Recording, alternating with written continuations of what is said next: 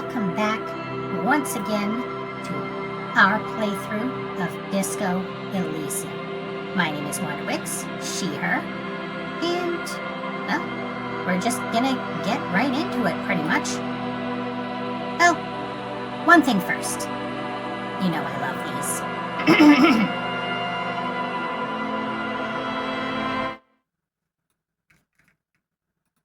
Z is for the zenith of distress. A for all the anguish we'll address. U is unrelenting, intense and disorienting. M is more and more of sex and drugs and filth and gore. And Zaum, the studio that made this game. Zaum deserves the credit and the blame. I am just informing this song is your content warning. Disco's anything but tame. There. Quick one this week. Bring the music back in. And away we go.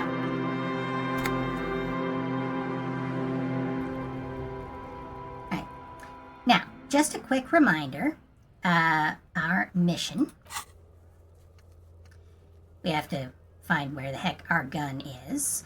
We have to get a little more information from Joyce about reality. We need to find where our missing badge is. We need to go on a mission for Joyce to find where the drug smuggling is happening. So far, we've talked to this fat racist, and he's told us that it was Xiling. But, more importantly, we need some money. And we're gonna do so by cleaning up this town.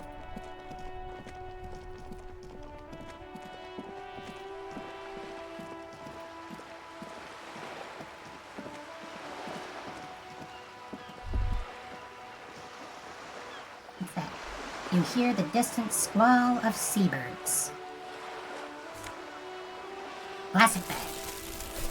By the way, that's the only plastic bag in the game. So if you somehow miss it, you can't get money this way.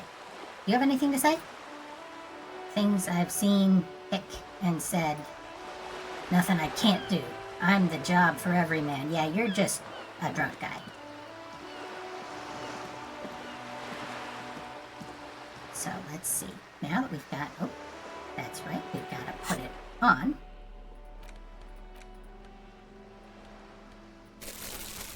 And now we can see where the trash is.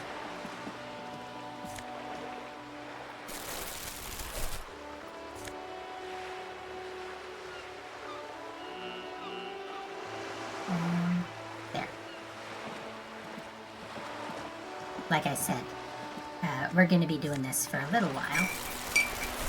Because we have the Hobocop thought, there's about 3 or 4 times more garbage than there would be otherwise. Which is very convenient. Here. Don't know how he's reaching that, but okay.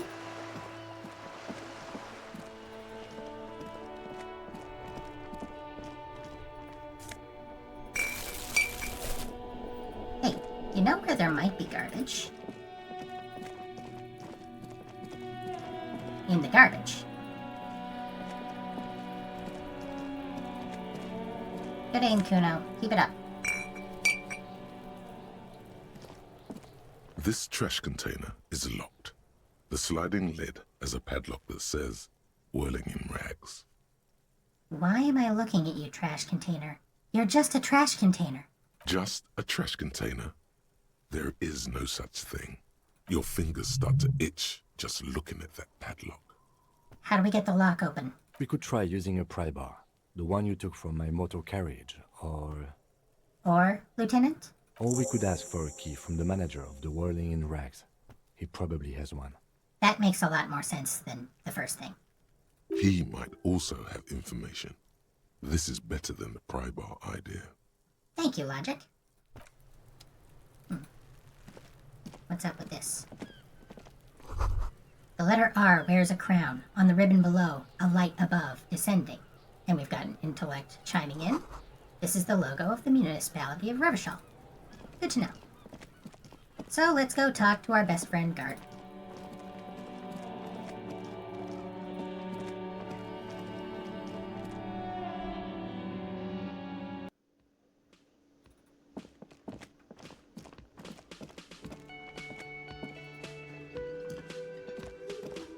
can I help you? Hey, is the trash container out back yours? Mine? No, it belongs to the Whirling in Rags. Thank you for the clarification. Thank you for clearing that up. Why do you keep the container locked? Why? To keep the hobos and drunks out. That's why. And the neighbors too. They put their trash there and they don't pay for the garbage company. I thought as much. And are you the only party with access to the trash container? Well, yes. Us and the garbage disposal company. It seems a little callous, doesn't it? Something stirs in you. Now, rhetoric is the skill that happens to be associated with communism. So, rhetoric has an opinion on this. I wonder what this feeling is. Prod at him and find out. And my options are, what if I told you I am a hobo, or soon to be one, rummaging through that trash? Will you keep me out too? Or, doesn't it seem callous to you, guarding even your leftovers from the poor? Or just, we need those keys? I'm gonna try and get his sympathy for homeless people, I guess. Yes. Oh, you will. So our options are, but I need those leftovers to survive. Or, good call, so would I. Teach a man to fish. Or say nothing. I'm gonna keep at it. I need those leftovers to survive. Sir, I'm sorry the RCM is having financial trouble, but it's not this establishment's problem. To be fair, that is kind of a weird thing for a cop to tell you, beg for your trash. Doesn't it seem callous to you, guarding even your leftovers from the poor? Callous? What are you, Kras Mazov? Almost all establishments in Revachol keep their trash locked. The Whirling in Rags is not special in that regard. Now, if I had to guess, I'd say this is our friend Encyclopedia, who's about to tell us about Krasmazov. Krasmazov, nom de guerre, was an economist and a historical materialist. He was a leading figure on the Grad side of the Centennial Revolution, where he headed the 9-day government. Mazov You will is note there was considered an the issue father with the of voice scientific there. communism, Mazovian thought, or Mazovianism. Obviously, Krasmazov is this universe's version of Karl Marx. Yum yum, tell me more. He killed himself. Huh. Maybe I am Krasmazov. What are we talking about? Was this not about the trash container? I could say, no wait, whisper and point to the back of your head. What if I am Krasmazov? We should return to the case of your mistaken identity at a later time, officer. This was about the trash container. Alright, getting back on task. We need those keys. What for, Mazov? Are you planning to nationalize my trash container? It concerns the case. Please cooperate. The lieutenant's voice is harsh and sudden. He's using his authority. Just bring them back once you're done, please. Hey, while I'm talking to you, so about that money I owe, that I currently am $4.40 short. Yes, have you got it? How much do I owe you again? A lot. A lot. For the room, drinks, and broken window, 130 real. No option to haggle him down. Not yet, anyway. Actually, let's talk about something else. Like what? I was really enjoying talking about the money you owe me. By the way, I'm gonna sing karaoke here. Absolutely out of the question. Absolutely in the question. First we find a sad banger. Then we sing this place to shit. Your body is ready, sire. Well, we'll talk about that later. Goodbye. Let's go.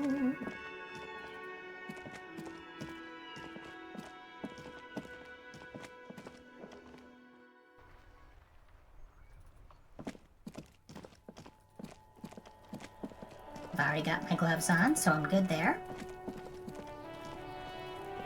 Let's scavenge. This trash container is locked. The sliding lid has a padlock that says, Whirling in Rags. We're not gonna do this. Open the padlock with the key. With a well-oiled crack, the lock pops open. It should now be possible to simply raise the lid. Don't. Maybe you shouldn't. Now, Inland Empire here is our hunches and our gut feelings and whatnot, and it's trying to keep us away from something. We don't know what yet. but that will be a recurring theme. Maybe you shouldn't. Of course you should.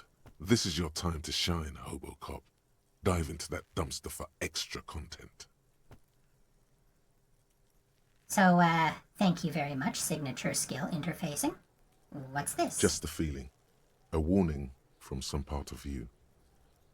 Well, not listening to it. Open the lid. The smell of rotten food rises to greet you. You see soggy cartons, dirty rags, and organic waste. We're just in time.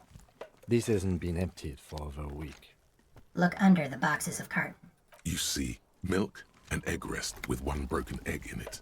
Some pasta wrapper. Picking up the soggy packages somehow feels familiar. You've done this before. The movements are recorded in your elbows, the methodology in your fingers. You're used to this. Used to what? Dumpster diving? No, searching for evidence in the trash. That tracks. Good practice for dumpster diving. This is true. Dive further. A box falls into pieces in your hands. Batiste Soleil cereal. There are plastic pasta packages below.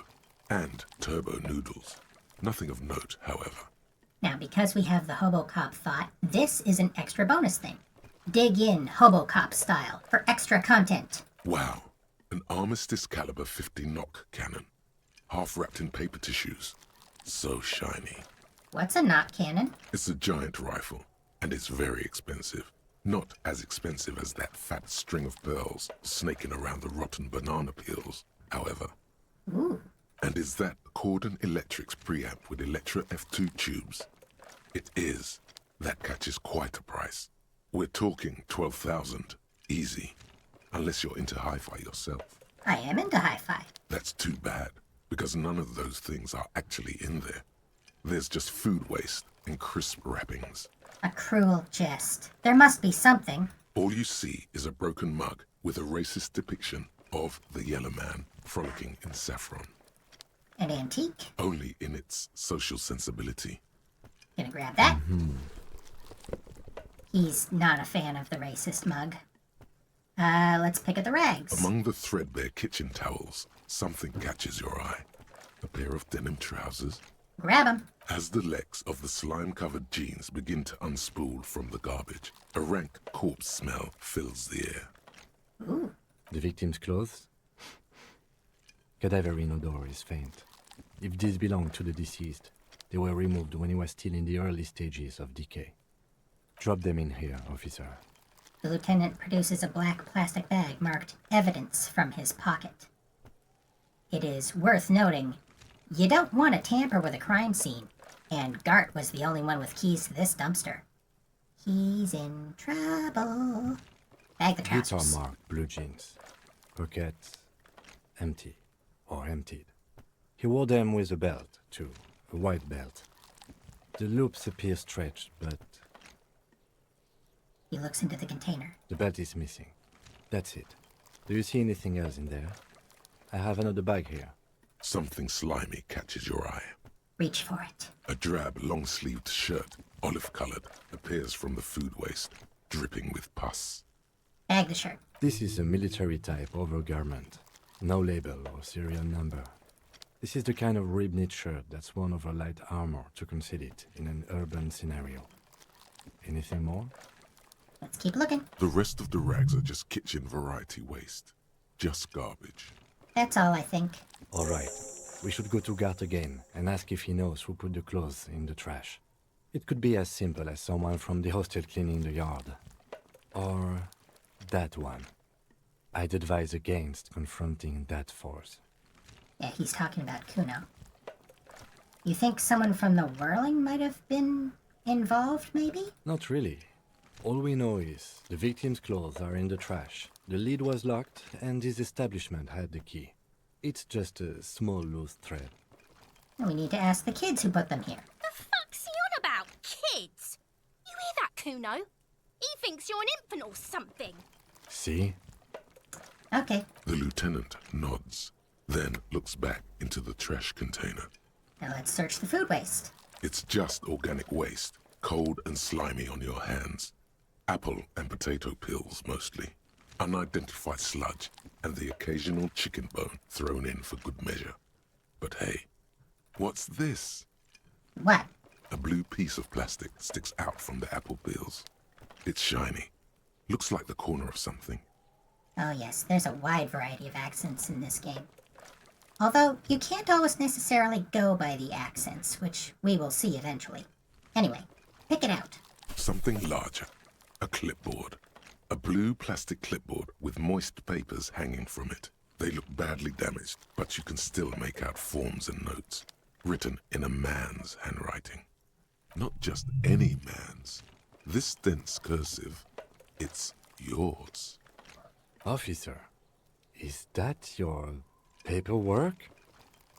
This should not be in the garbage. The handwriting. It's mine. Might as well be honest. There's a lot of it, too. And you've got an autopsy form in there, in the back. That light pink copy paper. A miserable-looking slip of paper sticks to the board. If you don't mind me asking, how did this get in the trash? So our options are, it must have been cramping my style. It has a foreboding quality to it. Maybe I needed to lose it for the great bloodletting to begin. I think I didn't want to be a cop anymore, so I threw it away. Something from the Whirling in Rags threw it in the trash? I don't know. I'm boring. Or, I'd rather not talk about it right now. So, obviously, we've got a couple of different options here that are related to the different capo types. I'm going to pick the one for Apocalypse Cop, even though it sounds crazy. What are you talking about? I speaketh the tongue. Doeth thou also thorough inventories? You should take stock of your notes. Make sure it's all there. Official notes contain informants' names. If some of it has fallen into the hands of the RCM's adversaries, bloodletting may well ensue. A fair point. Okay, I'll do that. It would also not hurt to start taking notes on the case. Now, tell me what your eagle eyes see. Or are we finished? We are indeed finished. Close the The lid. container sounds a muffled gong. That's one thing off the list. I think we got it all. We did indeed. Leaf. Alright, let's check out this ledger. It's over here in the interact items. But first, let's check out the Yellowman mug. This broken-eared mug somehow made its way into the Whirling in Rags dumpster. It depicts a person of Samaran descent, frolicking in a field of saffron flowers, buck-toothed and grinning feeble-mindedly. It seems to be a cheap knockoff of some colonial-era antique. It's Interact. just a racist mug. What's there to read here? Not much. There's quite a lot to read into here, actually. Look at all that content! Oh boy, here we go. What are you going to say about a broken, tossed-away mug that you dug out of the garbage? So our options are, this mug is an example of prejudice. I'm going to use it as an example of what not to do. I'm going to push this into the face of every merchant I find and tell them this is your inane ideology. The mug will be useful. By denouncing it, I can earn political capital to mask my badass hustling, i.e. fraud and embezzlement. Or, the mug didn't belong in the trash. It was just a funny mug. Can't anyone laugh anymore? These are all political. We're still going to go for the communist one, I think. So again, you dug it out of the trash. Why? It wasn't going to offend anyone there. Why don't you just get back to your case? All right. Damaged ledger. This is the ledger you found in the trash. It's full of notes written in a man's dense cursive. Have a closer look. Maybe it can be salvaged. Start keeping notes on the case. Have a banana peel on it and everything. It's the ledger you found in the trash. A pitiful cabbage of white and yellow papers hanging from plastic board, barely held together by a metal clip. This sad display is made complete by the faint smell of urinal cleaner. Anything else? There's a piece of toilet paper, or is it cleaning tissue? No, it's toilet paper, desperately sticking to the back of the blue plastic clipboard. It's a metaphor for you. To be fair, most of this game is a metaphor for our main character. What's up, intellect? Thank you, waterlogged ledger, for spelling it out for us. So we can inspect the toilet paper, inspect the clip, browse the white papers, the yellow papers, look at the clipboard, smell the ledger. Let's just go top to bottom. It's just toilet paper sticking to the back of the plastic clipboard. You can take it off if you want. Maybe it's kitchen tissue? They look exactly the same. If you want it to be kitchen tissue, it can be kitchen tissue. It's not, though. It's toilet paper. Alright, we're definitely taking that off. Still wet, the toilet paper, I mean kitchen tissue, sorry, peels off the plastic easily. All you have to do is shake it off your finger and voila, the ledger now looks marginally better. Inspect the clip. An aluminium block runs the width of the board, biting down on the paperwork. There's that Its aluminium crocodile again. teeth are the only thing keeping the papers together. A regular pencil, the tip worn down to nothing, has been attached to the clip. Run your finger along the aluminium. The surface is interrupted by a silvery sticker. It's rectangular, sparkling with iridescence. You don't know how you didn't notice it before. Looks like an official mark, made to be low visibility outside the right circumstances. It is similar to the RCM watermark on your blazer the lieutenant mentioned. Didn't he say something about the headlights of his motor carriage? That you can read these there? Lieutenant, is this one of the hologram watermarks you mentioned? Point to the sticker. What? He's lost Yes, his own notes. halogen watermark used for adding information to RCM property. What kind of information? It depends. Aside from an anti-counterfeiting stamp, mine has my station number and address. The information varies by date of issue. Maybe yours will have how many cases you've solved. Ooh, how can I read it? Any capable light with the right wavelength will do. You mentioned the headlights of your Kanema? Yes, RCM vehicles have headlights tuned especially to reveal halogen watermarks. This means you can read the watermarks if you just turn the lights on. That's all, thank you. Okay, He returns to his neatly kept notes, in contrast to our own. While a bunch of sodden papers sag from the clipboard in your hand. It's a sorry sight. Alright, let's browse the white papers. They're not exactly white. They're yellowed in patches by sunlight and alcohol, and covered in dense blue handwriting. Ink escapes into watercolor patterns, reaching its tendrils across entire pages. The paper itself is checkered, with faint red lines, forming short paragraphs. Once in a while, there's a red stamp that exclaims, "Case files commit to paper." The case files themselves are plenty. You count more than 100 sodden, crumpled up, earmarked pages falling apart in your hands. They appear to be sufficiently organized and extremely dense, if mostly illegible.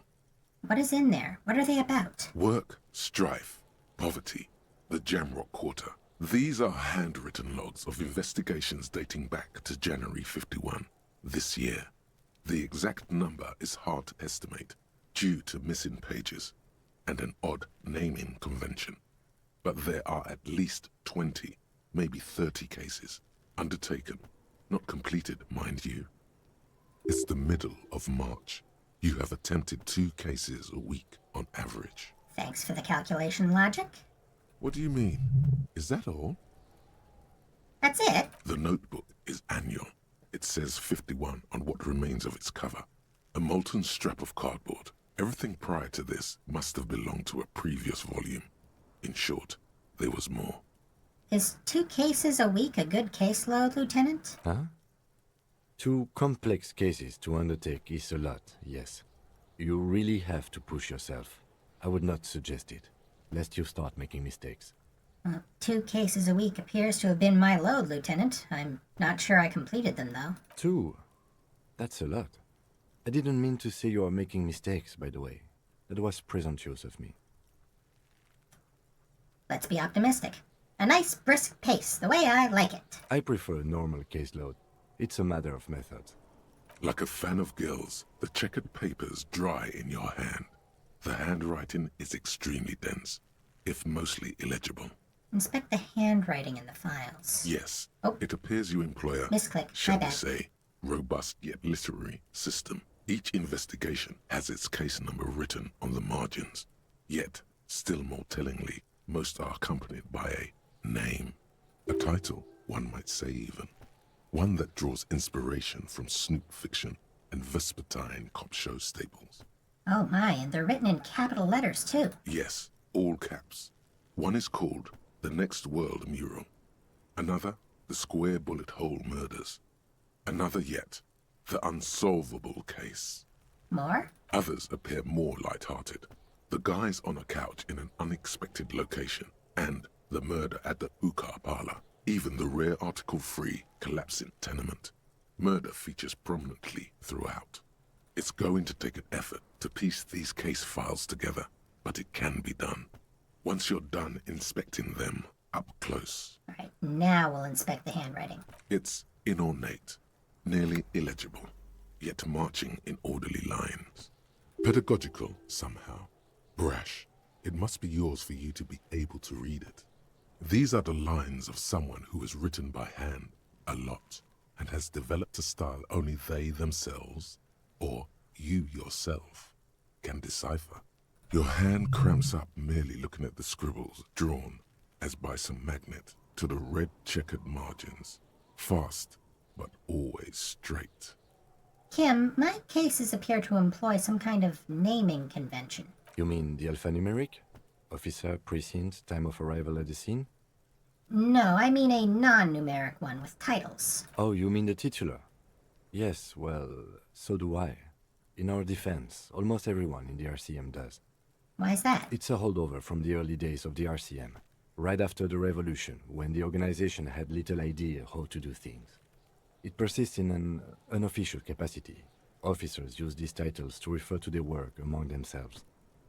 To be fair, that would make them more memorable. Would be easier to tell what you're working on. I seem to have named a case the Square Bullet Hole Murders. Again, in your defense, I seem to have named one the man with the hole in his head. That was a real person. His death was real. Still, I named it that, to amuse myself. Gallows humor, you might say. I pray his loved ones never find out. What happened to him? Rail spiked through the head. He died. It was a workplace accident. Count the pages. I have to open an official case. Is there room? There is, for precisely one more. 15 pages near the end remain untouched by the damage. The checkered grid forms a structure of passages, breaking the case into subtasks to accomplish. How convenient. Continue. Once all the tasks are accomplished, the case is complete. And this is why I made sure we got the pen from Lena. Commit to paper using the pen Lena gave you. The tasks you've completed flow out of the kind green ape pen in a brash freehand similar to the rest of the letters. The wording comes easily.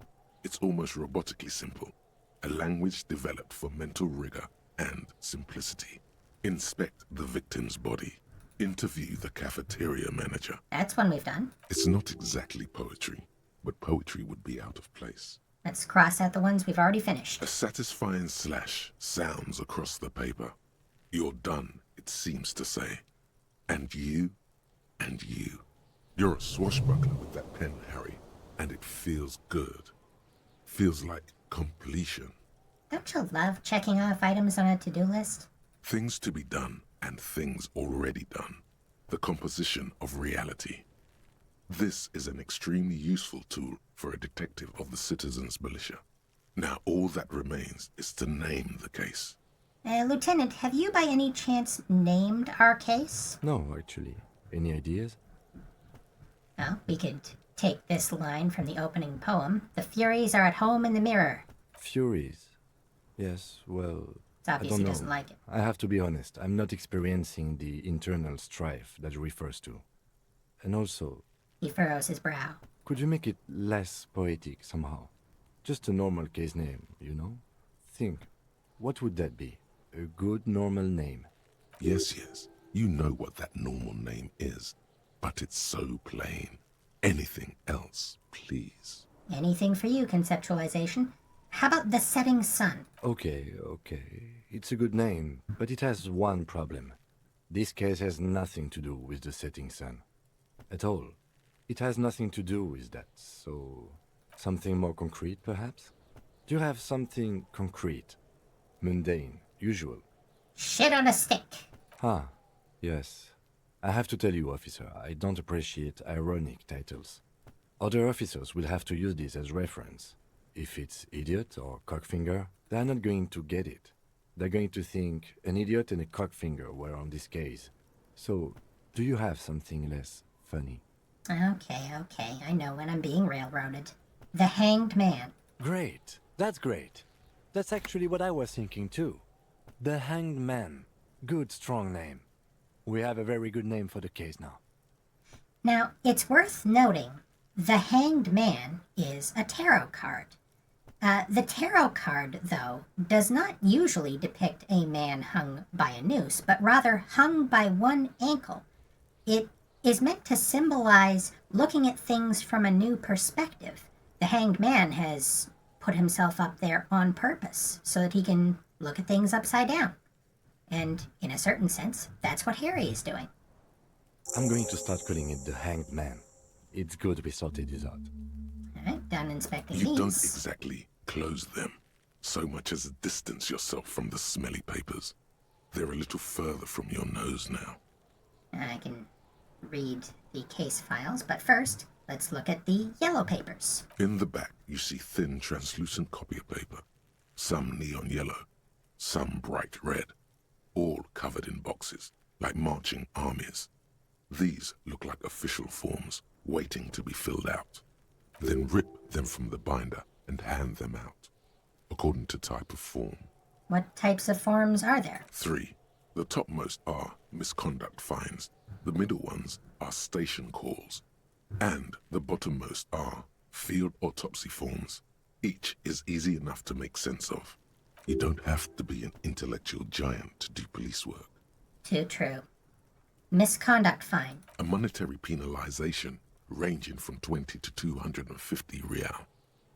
Severe cases allow for 1,000 real, but that requires special paperwork.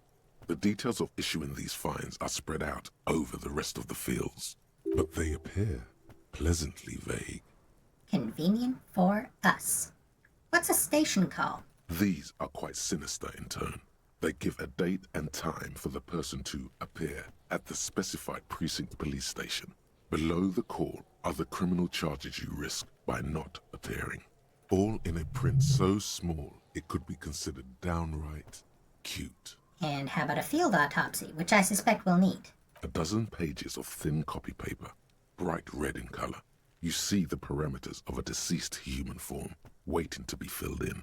Age, sex, condition of internal organs. Enough of these. Yes, all that remains now is to fill those forms and hand them to people.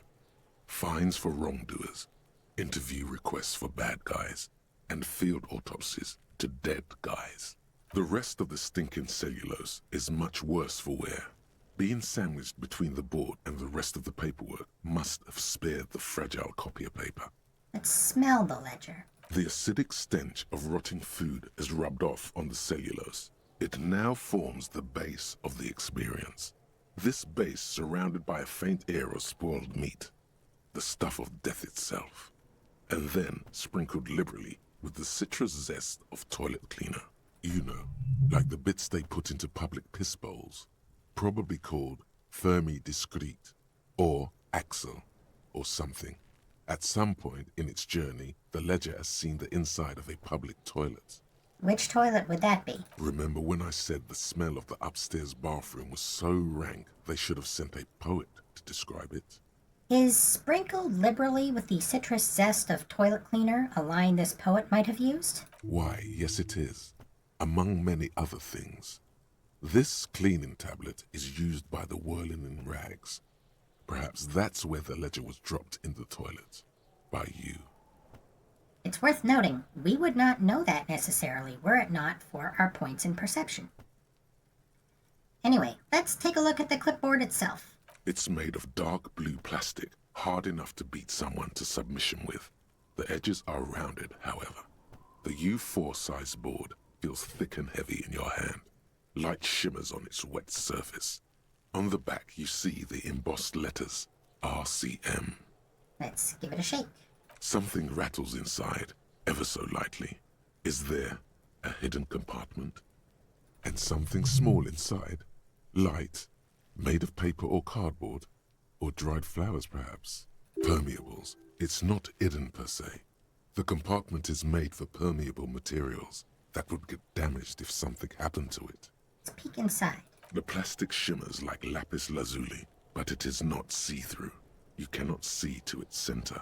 How would I open it? With your hands, you 4-sized pages hang from the clip screwed to the top of the board. So interfacing is our signature skill, and we're wearing gloves, so we've got a +6, meaning that to get a 10, we just have to roll a 4 or higher. The two sides of the board appear slightly misaligned, like a drawer that's come off its slides. If you bend the plastic on your knee slowly, It should be noted, we will find out later why the plastic was bent. the slides snap back into place. It should be possible to just, Slide the drawer open. Or we can say, somehow I don't want to. But I do want to. Slide the drawer open. Without resistance or sound, the two panels move against each other. The compartment is now open. What's inside? 2 ticket stubs and a handmade postcard. Pick up the ticket stubs. 2 octopuses are smiling, reaching their tentacles toward each other in the colored pencil drawings. The tickets permit access to the zoo in Revachol East. The aquarium costs extra. These let you go there too. Now, notice, it's giving us this option. We don't have to click on it, but Harry is thinking of this as a possibility. Anyway, pick up the card. Thin wax paper has been glued to a piece of cardboard. Sounds like leaves rustling when you pick it up. You see violet flowers, floral patterns, patches of glue. Smell it first. It smells of chewing gum, apricot flavored. A touch of cinnamon, the end of summer. You think the label says tutti frutti. By the way, tutti frutti is Italian for all the fruits. It's not usually apricot and cinnamon, but there are a lot of apricots in this game. It's a common fruit in this world. More common than in some other worlds, for some reason. Anyway, open it. Familiar handwriting lines the inside of the card. Looped, round letters in a woman's hand. A young woman in her 20s.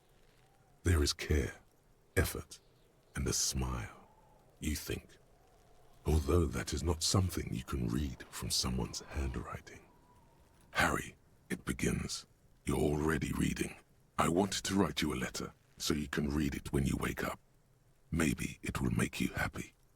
Keep reading. Your hand shakes, holding the card.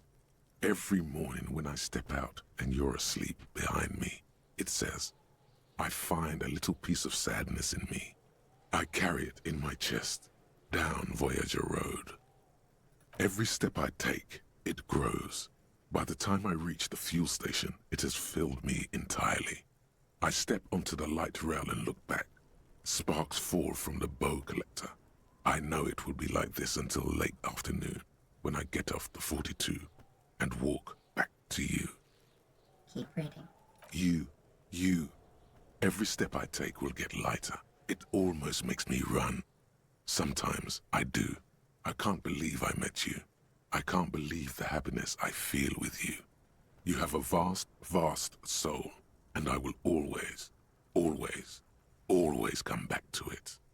You will remember when we wanted to sing karaoke. It was because we wanted to know whether or not we had a large soul. Kisses, kisses, kisses.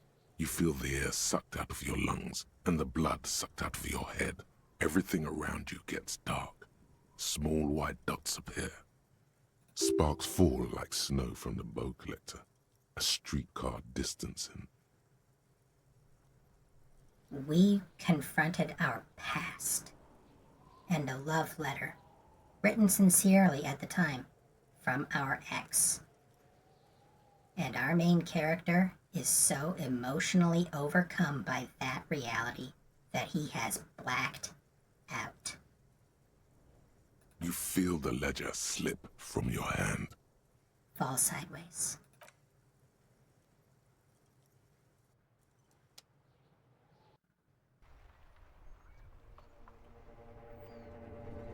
This, by the way, is the full painting of all the thoughts. When you piece it all put together. And now, the game begins. Again. There is nothing. Again. Nothing? Nothing sad, brother. No treachery, just blackout. Oh, that's convenient. Let's just lie there, passed out. Well, almost nothing. There is the ground below you, that's still there. And the small light that's on, fluttering, somewhere in the basal ganglia. Who's that? That's me. Blue eyes, that's me. And who was that? Who was what? He speaks of the sickening longing, the unwell emotion. Even in the darkness, he's grasping for it. Still trying to hold on to the great sorrows slipping in the water. Slimy. I'm still astounded that that's the same voice actor. Yeah, that's the stuff. Here in the paleo-mammalian cortex, we call it the shadow. Because it's always there. Tell him. Ah, yes. In the olfactory system, they call it the apricot chewing gum scented one. It's unhealthy of them to linger on it so. But as they say, what do you do? Smelled so nice. It didn't smell nice. It smelled like betrayal. There was something about a bow collector, too? Bow collector, by the way.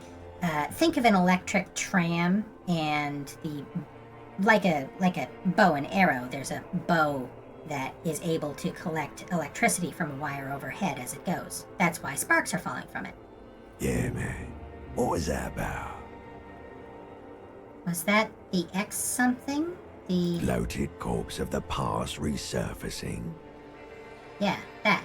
Don't prod at it. It will start moving again. Where is Voyager Road?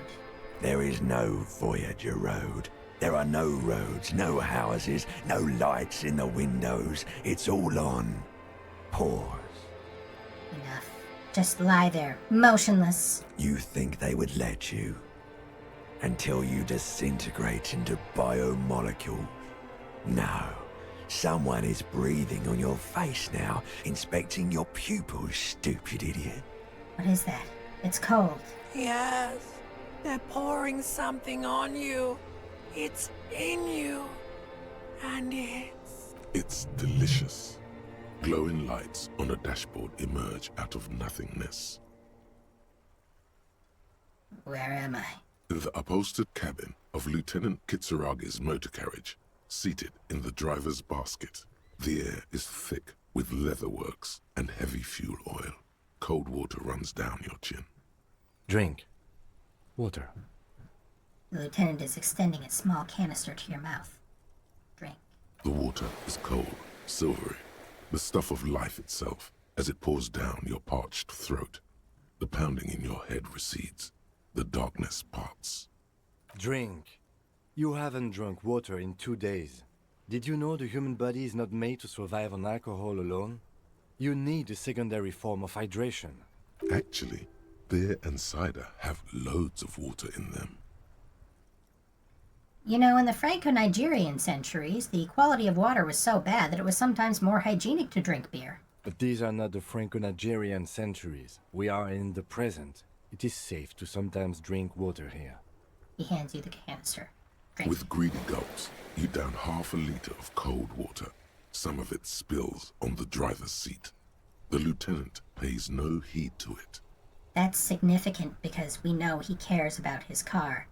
But right now, he cares more about us. What happened?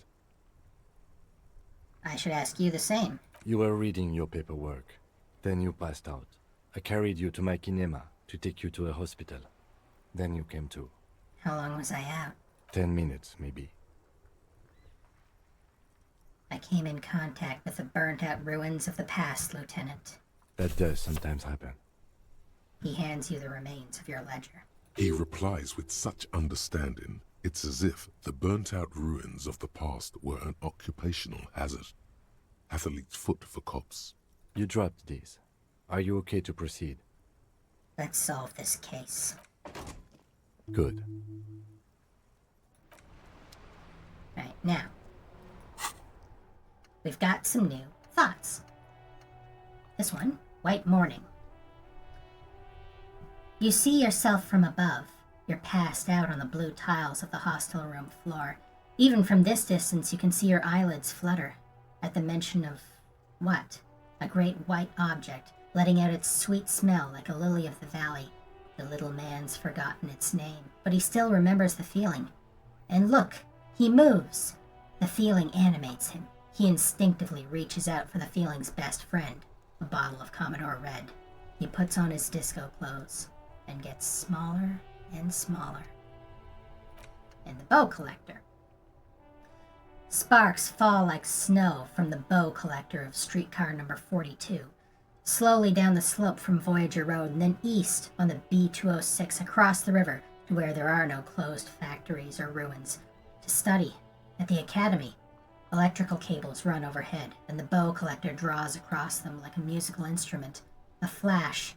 She's standing in the at the rear window, holding onto the rail, in a spring coat, waving at you. And this one we are going to internalize. But first, we need a slot for it.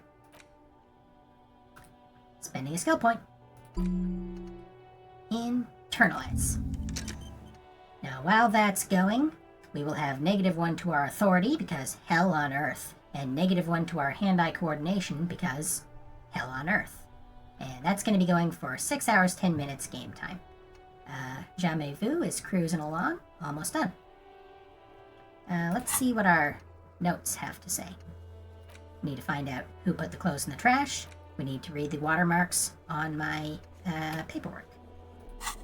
And now, the Ledger of Failure and Hatred is in our tools, and we can equip it.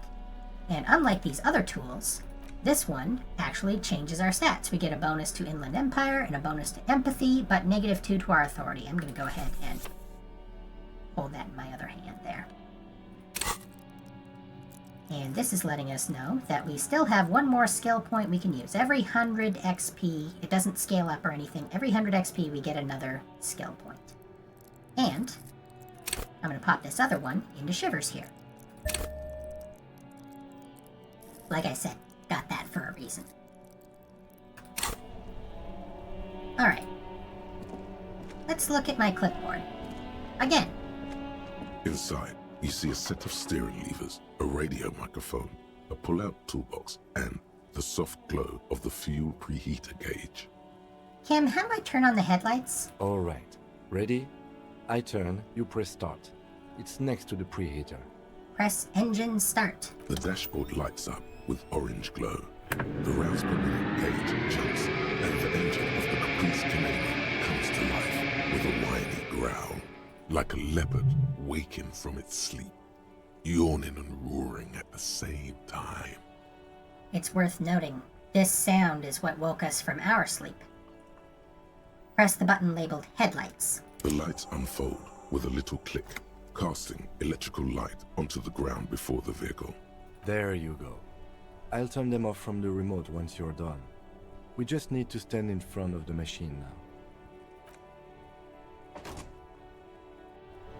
Alright. Inside, you see a set of steering levers, Not a what I radio wanted. microphone. Click too close to the car there. Alright. And As you go. hold your ledger's clip under the headlamp, an iridescent hologram appears. A street grid and the veins of a great river. A familiar sensation washes over you. There she is. Revachol West. It's worth noting they're specifying Revachol West because Revachol East is the nice part of town. We don't police there. Around the borders of the watermark are dozens, no, hundreds of micro-perforations. Look at the shimmering street grid. The rectangular watermark is overlaid with the logo of the RCM, and yet the major arteries of Revachol are all recognizable. They shimmer in the Kanema's headlights. Wait, Look around you. A rat brazenly darts past you and disappears amongst the stopped lorries. In the distance, a child somewhere shrieks. A woman reprimands her in a voice no quieter than the child's cry. Ah, Martinez. He smells the air and says, "Where are we on this?" Let me see. He takes the ledger for a moment and inspects it. Right here. He says, his finger near the top of the map, on a segment of coast jutting out into the great ocean. Seems nice, No, it does not. the lieutenant says without optimism. Look at the perforations. There are many of them, and they are divided into 3 separate rows. Tally up the different The rows. first row has 18 dots. Not bad. Not bad for what? You don't even know what it means yet. What about the next one? The next is the longest. It runs all the way around the border, and then some. Count them individually. You count 216 perforations. Thank you, visual Considering calculus. that nice, large number, a wave of pride washes over you. Though you can't say why, precisely. What about the last row? The last row has 3 perforations. 3, that's it. That's it. Hey, Kim, what do all these holes mean? Those are perforations. They represent your record as an officer of the RCM. They are your statistics, as it were. I should have guessed you'd keep a record. Officers often do. Let's take a look. Alpha male officers who are proud of their numbers often do. It's meant. The first row represents your years of service. 18 years. Okay, not bad at all. What did you do before you volunteered? Wait, 18 years I've done this? That's what it says. I might have guessed even longer based on your age. What did you do all those blissful years of your youth? So our options are got drunk like a megastar, I walked the land telling whores and liars of the end to come. There are 9,855 days remaining. I was a hobo and I lived under a boat. Probably some boring office job, same as everyone else. I feel like I just went around apologizing all the time. Or, do you really think I have any idea? These options obviously are for superstar, apocalypse cop, hobo cop, boring cop, and sorry cop. We're gonna stick with apocalypse. Cool. I'm glad you joined us. Not a lot of money in doom crying. Let's move on, shall we? This next row, the one that wraps all the way around, is your number of closed cases. Closed is good. It means finished. You've got, let's see, wow, more than 200. 216 to be exact. It's quite a lot, even for someone who's been on the force for nearly 2 decades. Usually, clearing more than 10 cases a year puts you in the 90th percentile of all RCM officers. I used to be good. That's some solace, I guess. What's the last number? Right. Those are your confirmed kills. You've got precisely 3 perforations there. So I'm a killer. For an RCM officer, especially Precinct 41, which is in the Jamrock quarter, it's rather tame. I mean that in a good way. There are certain officers who treat their kills like some kind of ghoulish game. If they do happen to solve a case, it's usually by accident. It's obvious the lieutenant doesn't think very highly of these officers. But it seems as though you are, or at least were, one of the good ones. So we have that to be thankful for. Have you ever killed anyone, Kim? Yes. He says, declining to elaborate. How do you handle the strain? Everyone has their own method of coping. Some more effective or self-destructive than others. He gives you a meaningful look. Personally, I find it helps to keep up a few hobbies. Like what? Oh, this and that. Let's not get into it now. He's embarrassed about the fact that he is, as we will find out, a torque dork. He loves his car. Maybe I should find a hobby. Why not gardening? You've already got the gloves. Thanks for this. The lieutenant nods. Okay, let's go. Right. I'll go turn off the lights. He presses a remote control on the key. Now that we've done that, we've got this.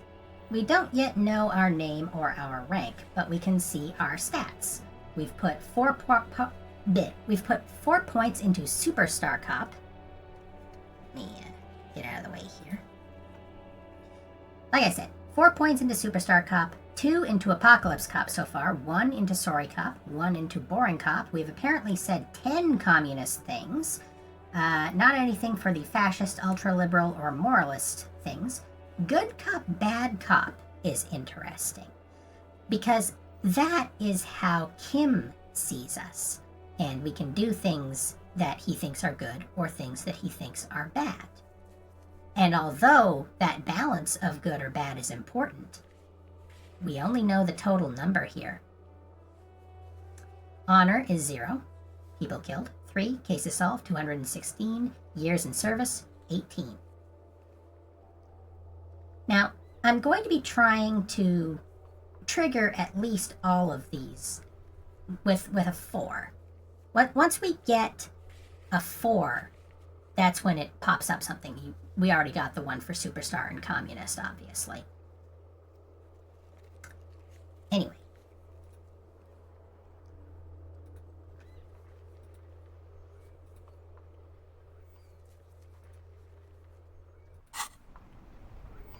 Now, we were in the middle of something. Specifically, we looked through the dumpster, we found the clothes from the crime scene, and Gart was the one with the key. So, let's go ask him about that. Gart's in trouble. Can I help you? Here's your trash container key. Thanks. I hope you found what you were looking for. I found the victim's clothes. How strange. I certainly didn't put them there. Maybe you don't remember putting them there. Maybe you were sleepwalking or in a fugue state. I think fugue states are more your forte, officer. Touché. Could someone on your staff have put them there? Sylvie had the keys before I got here, and I can vouch for her. I can vouch for all my staff. None of us would tamper with the crime scene. Who else has keys to the trash container? The trash collection service? CS Municipal. I don't see why they would put anything in the trash, though. Ah, the elusive CS Municipal. I doubt we'll be able to track down who was sent here last and when. This will have to be one of those little threats that solves itself down the road. The game likes to give us little hints about how long any given task can take. In particular, we won't be able to solve this one until day 3. Thank you anyway. Thanks. Let's talk about something else. Yes? Goodbye. All right. Hey, we can get into the kitchen now. Soft purr of an electric juicer comes from the kitchen. Someone is working.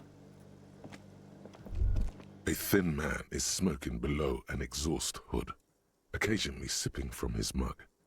This must be the Whirling's cook. As you step in, he nods toward the table and says something in a completely foreign language. The only words you can make out are Garancy and Kubek. Okay, it's definitely not his name.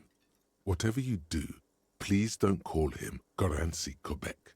Please. It's not funny. Okay, Logic, have it your way. Hello, sir. Got time for a few questions? The man puts his cup down and replies something, his left hand drawing arcs in the air.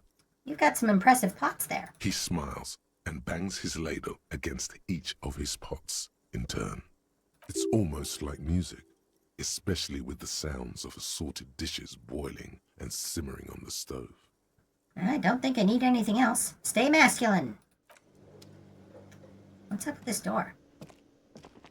You see a heavy steel door with a prominent dimple lock. It's painted blue. Touch the door. The cobalt blue surface feels rough to touch. The stainless steel door is flush with its frame on every side. Old cobalt paint, rough on the fingers. 40, 50 years since this was painted, maybe. It leads to a side building, adjacent to this one. The old building next to this, half ruined. Whatever is behind it must be older.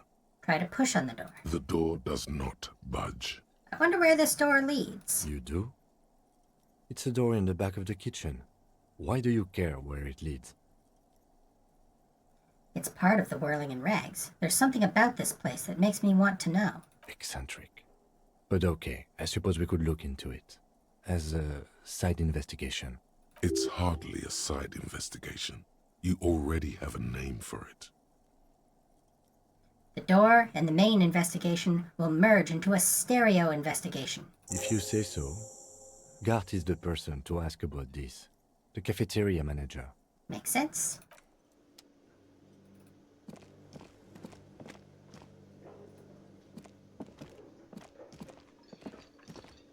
Hi, I know we talked 2 minutes Can I ago. help you? I've seen something here at the Whirling Gart I think I need to talk about. What thing? There's a mysterious blue steel door in the back of the kitchen. Oh, yes, that door, sure. There's nothing mysterious about it. It's just a door. He shrugs. Do you know what's behind it? Do you have... No, I don't have a key. I don't know how to get there. And I don't care either. It's not like I've been wondering about it for 10 years. It's just a frit warehouse, probably. It's worth noting, the initial description of Gart mentioned that he was in his 20s. He started working here as a teenager, which is probably why he's so desperate to appear more mature than this place. He's trying to escape a childhood where, well, he probably wasn't especially respected. Wondering about it is, of course, exactly what he's been doing for 10 years. Or some boring storage space with a bunch of old junk and dust. Junk and dust. He runs his finger across the counter to check for dirt. He's attempting to maintain an air of indifference. It's absolutely not convincing. I think you'd like to know what's back there. Fine, okay, a little. But my job doesn't leave me time for wondering about one locked door in one of the cafeterias I manage. Again, 3 cafeterias, one of which is a food cart. So, I haven't opened it. I have cleaned the whole place 100 times over, though, after the animals. And I haven't found a key, so good luck with that. There's something else I want to ask about? What? By the way, you should come back to this thing-based questionnaire if you see anything interesting in the whirling later. That's just our reaction speed letting us know that they've compressed the menus. Goodbye. Alright, let's keep exploring. And by exploring, I mean picking up more trash. Because Mama wants money. Mama wants money to live.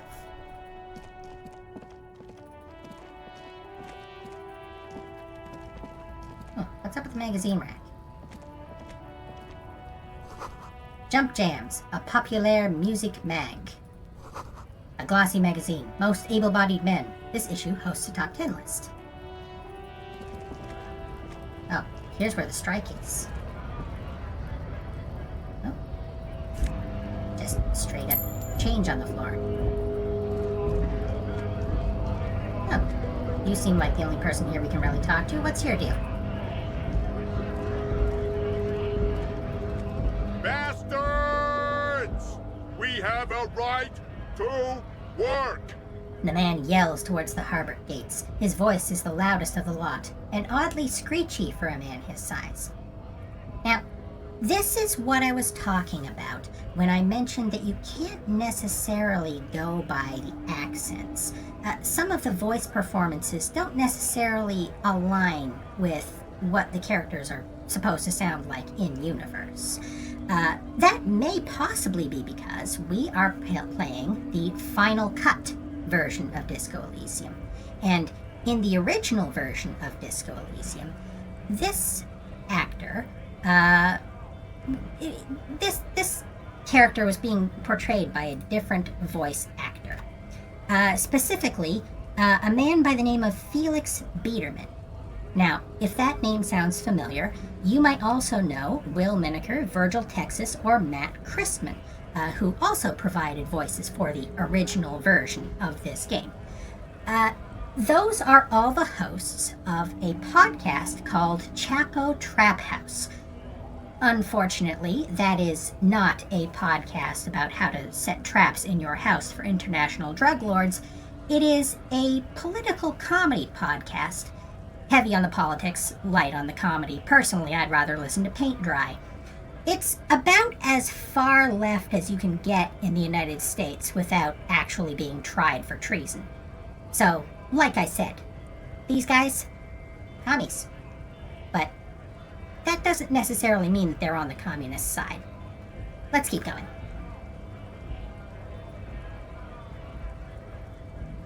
What's going on Hold here? up and stay frosty, everyone. Cops are here. The broad-shouldered alpha male turns to you. He's a full head taller than everybody else here. You here to fuck with us? Beat the honest worker down. Why should I? We're here to fight for a cause. Stripes usually have problems with people who have causes. Okay, then I'm thinking no. Good. We're fighting for a cause here. Right to work! Right to work! Besides, we're not that different. He leans It helps closer. if people see us talking, cops and strikebreakers together. Shows authorities are on our side. Builds confidence. He wants people to think that we, as police officers, are supporting the strike. We don't necessarily want to do that. Although, we might wind up doing so whether we want to or not. What kind of a cause are we talking about? Rights of people. Rights of workers. To have gainful employment. To make a salary. And feed their families. His manner of speaking is wooden, the tone of voice bland and uninspired, almost as if compiling replies from a set of learned phrases. I don't think I've chosen any sides yet. Might be time. Don't let the fat bastards tread on you. Cops tend to side with the higher-ups, but you're essentially still workers. I mean, cops do have a union. I don't trust cops, but I can see you understand the... Right to work! Right to work! Regardless, I have some questions for you. Maybe you should ask them the questions, like why we're not allowed to make a living here. Shame on you! We have families to feed, you piece of shit. He points his finger at the man sitting on the railing. So do we, Scott. That's Call Me Mañana. He's up there. We'll talk to him next. I want to get into the harbor too. Have fun. Union shits are on full strike. Don't think they're going to let you through the gates. You trying to meet their fat boss? I'm interviewing people about a murder that took place here, behind the hostel cafeteria there. I know nothing about a murder. His reply is snappy and terse. Absolutely nothing? Wouldn't put it past these harbor bugs. They'd do anything to stay alive. Right to work! It's shameful. Cops doing nothing. You should bring backup. Open up the gates for us. Blockading gainful employment for workers is a crime. It's really not. This really isn't my area of expertise. I'm a homicide cop. I don't really handle labor disputes. We are not picking a side in this just yet, sir. Thanks, Kim. Pity. Let us work! Now, this question makes a little more sense when you remember we don't know anything. When a bunch of ungrateful, lazy cockroaches can't get their act together, decide to block honest work for other people. He shifts uncomfortably in his workers' overalls. What do the strikers want? Beats me. They mumble nonsense about boardrooms and workers' rights, while we Have the right to work! There's something odd in the way he carries himself. His set of clothing looks vaguely mismatched. The different pieces of the attire seem ill-fitting. Ill-fitting. What does that mean? His shirt is far too small and an unpleasantly tight fit, while the overalls, held up by a belt, seem to fit a man with much more corpulence. You're wearing new clothes? He ignores your question, choosing instead to turn to the emaciated workers, raising both fists in the air. The clothes are obviously not his. Silence is the answer. There's something off here, but he won't say what. Who are all these strike breakers? honest men and women with rights to work, to be useful, not toys for corporate interests. The man runs a hand through his steadily graying military haircut. Hint, hint, hint. We came here to help the harbor run smoothly in time of crisis. If union fucks don't want work, they ought to let in those who do want work. I have a question. Why do all these men follow your leadership? You think they follow because I'm big and loud? No. They follow the rules of the market, the rules of the economy, because they were given a job to do!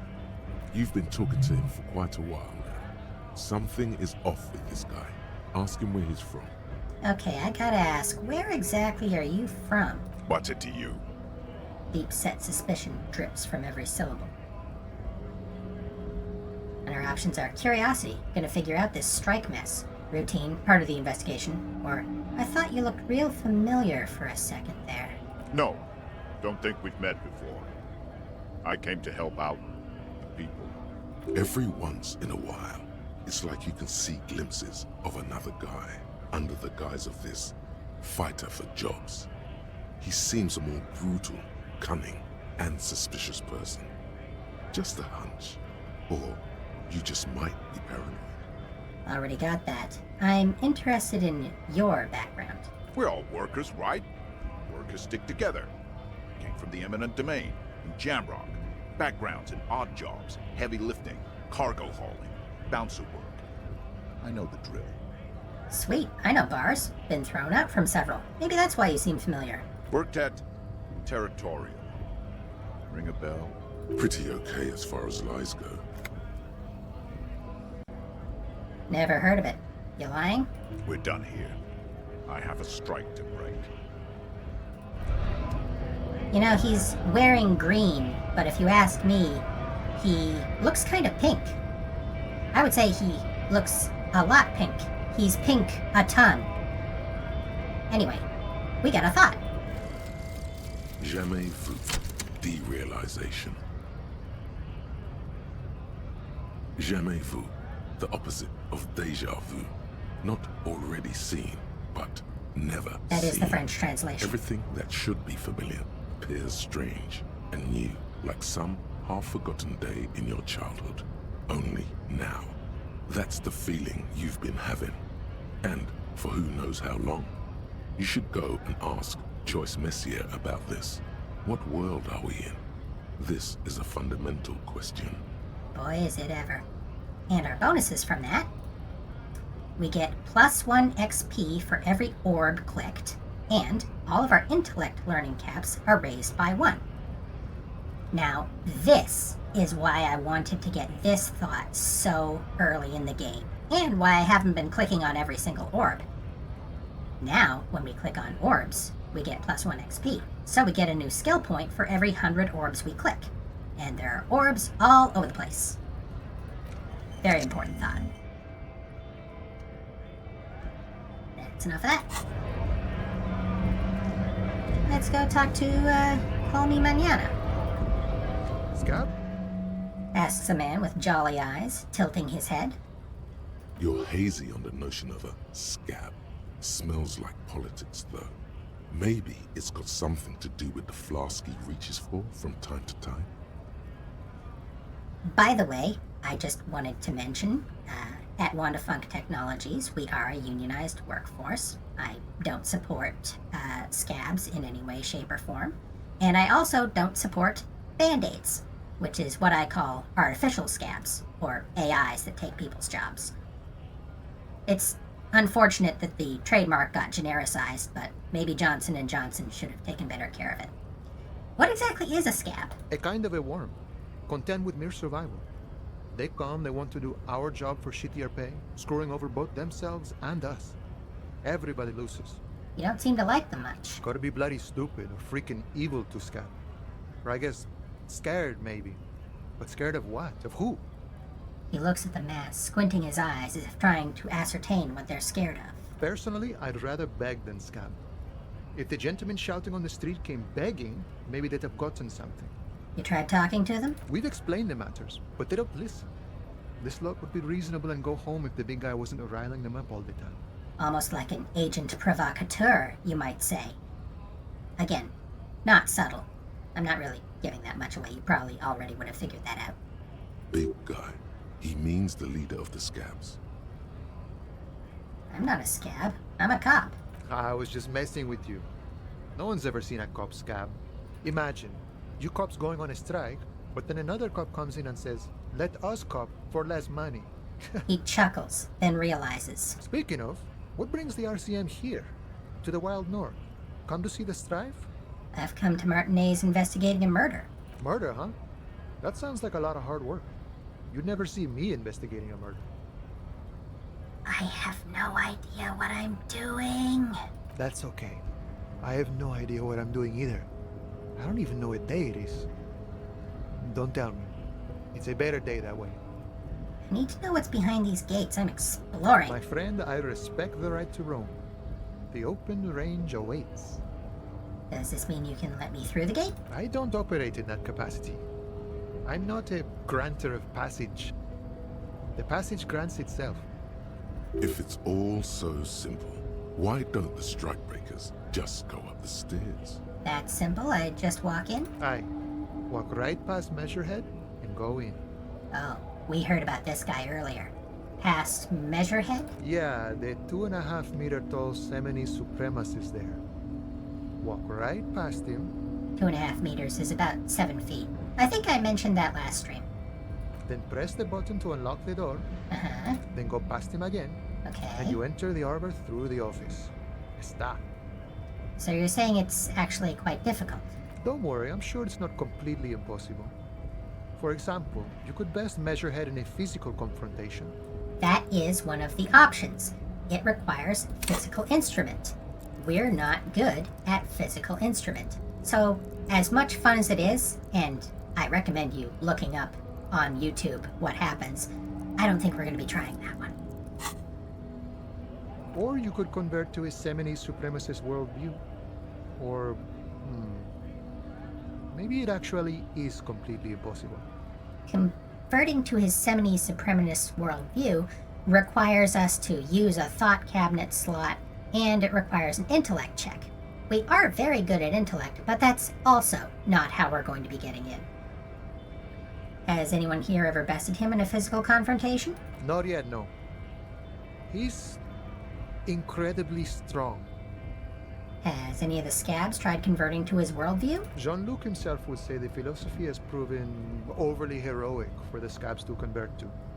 Not enough intuition. Got it. Another thing. Sure. I'm a bit short on money right now. Can you give me some of it? Sure thing, my friend. I can help you out. He flips a coin towards you. Hand-eye coordination. Now, ordinarily, we're better at this. That would be a 4. But, you'll recall, we're researching a thought that brings it down. Still, not bad odds. The coin narrowly slips by your Wouldn't have made it anyway. fingers and falls to the ground. Oh, I'm sorry. Didn't mean to throw it like that. It's a thing we harbor folk do, passing around cargo and such. Was not meant as provocation or ridicule. He is, sensibly, quite scared of us. We've killed 3 people. And, as Kim has said, most cops kill more. The Boyadero stares at you with respect, then gestures towards the trickles of blood adorning your clothes. That is a known error.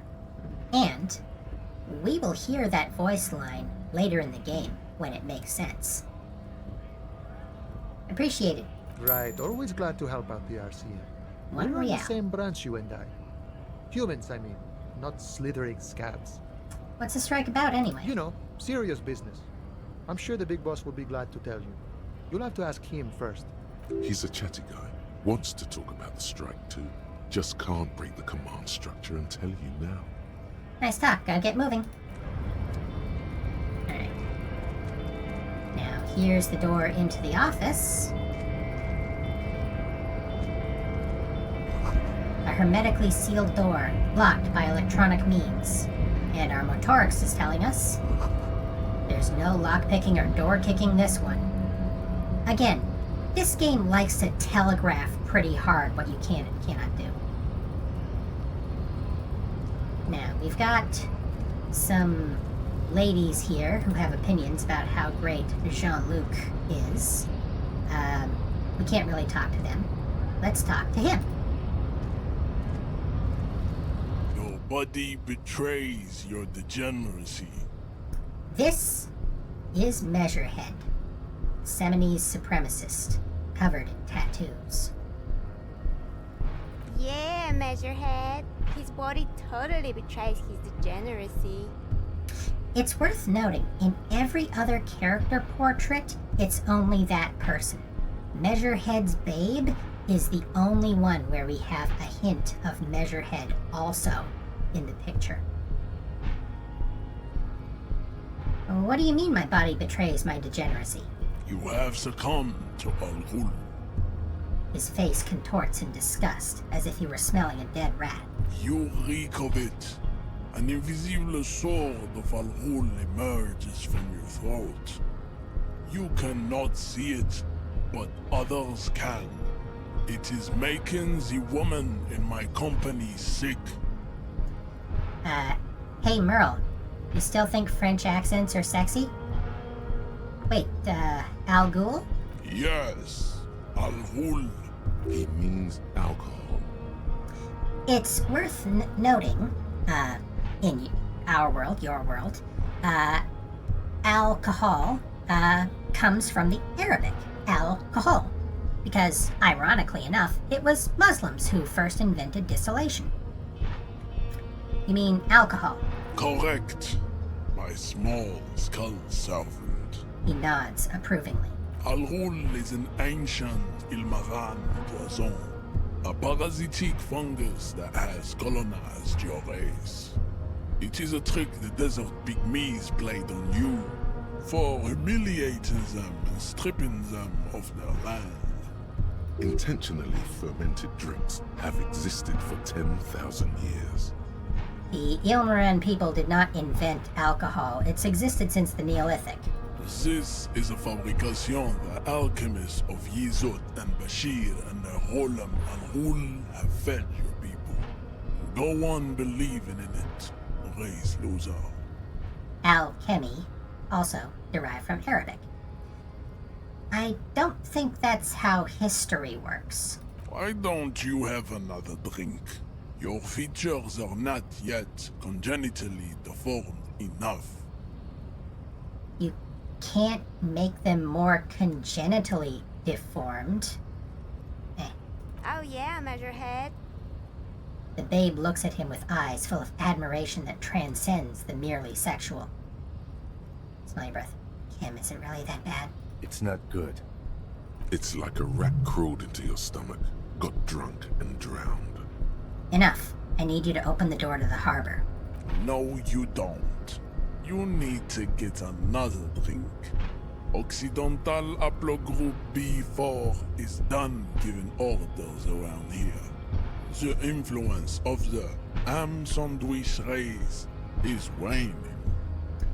It should be noted that while the concept of whiteness was invented only a few hundred years ago to excuse things like the transatlantic slave trade and manifest destiny, judging and discriminating against people based on people group was not first invented by white people, nor is it exclusive to them. Also, note that he refers to us as the ham sandwich race.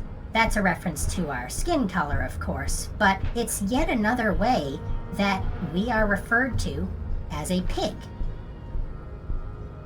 I would like to point out, we'll see this eventually later, there are only 2 places in the game where Harry can eat solid food.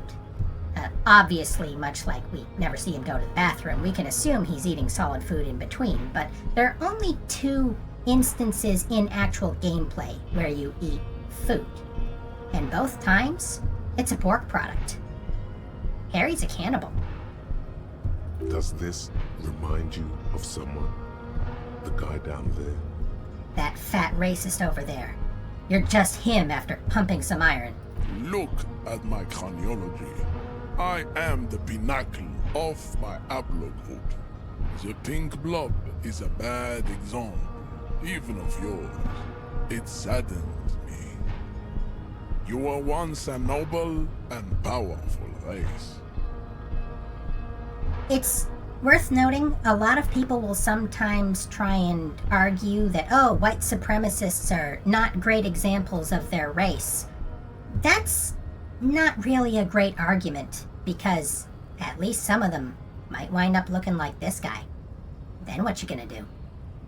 You gave the world eugenics, electricity, and powerful weapons of war like missiles and aerostatic aircraft. You made great gains in metallurgy, race theory, and statecraft. You dominated lesser cultures, like the deformed Hemians and the inexplicably potato-obsessed Quakers. But now your ascent to the genetic summit has halted. You are obsessed with sadness and with frivolous pop culture. You will be superseded. Isn't that right, babe? It is, baby, yeah. You know it. There is a button right behind him, just out of reach. It must be the one that opens the door to the harbor. Come on, I just need you to move about 20 centimeters back. It is my task to keep the degenerate drunks from entering the harbor. Alright, whatever. You're right about all this. Now I just need you to let me go into the harbor. Enough with this begging. You should leave the stage of history with dignity by inviting the other races to a great world war. Bring your troops to the Seminine Islands and to Boogie Street, and we will pulverize you. When you are gone, we will build a museum for you. The walls will be lined with bottles of Al Ghul, your beloved beverage. Inside, we will store the odes to homosexuality you call art, and your microcephalic skulls. There may be a peaceful solution to this. You could internalize Meshached's race theory. He would take you as one of his own. Wouldn't that mean I'd have to become a Seminese supremacist myself? Well, not as such. What you do with a mastery of advanced race theory is up to you. You could reject the findings, sure, or accept them and become an advanced racist. That's this option here. And we could do it. But I don't want to. Not only because I don't want our character to be racist, but also, more importantly, there's a lot of dialogue as Measurehead lists off all the ethnic groups of this world, and to be perfectly frank, it gets a little boring. Also, this is the option to punch him. Like I said, we're not doing that one either. You serve the Union, don't you? Aren't they white? Don't be vulgar. White or not has got little to do with this. The race enigma runs much deeper than that. He turns his eyes toward the harbor, seemingly bored with you. Yeah, but you still serve them. How does that factor into your life? Mr. Clare is a man of vision and means. He has the will to confront polycultural capital. Something your race, naivistic communists, never did. Okay, this part is kind of weird. In any conspiracy theory that you would be familiar with, it eventually leads to this, polycultural capital, by which most people would mean the JEWs. But for whatever reason, although there are many fantasy analogs to other races in this world, I really don't think they have a fantasy equivalent of the chosen people. And that may be because it would muddy the religious talk that we're going to hear later. So, in this case, he's just referring to international bankers of all races. So, he's got that going for him, I guess. Also, to serve is noble. It takes discipline. Your petulant individualism has only contributed to your race failure. It is lax and moronic. So our options are, I'm no communist. Communism is pretty cool. Individualism is my jam. My jam is a mysterious fourth thing, or enough of this. We're still pumping up the communism. Idiotic communism is the single greatest contributor to your race descent. Everywhere around you.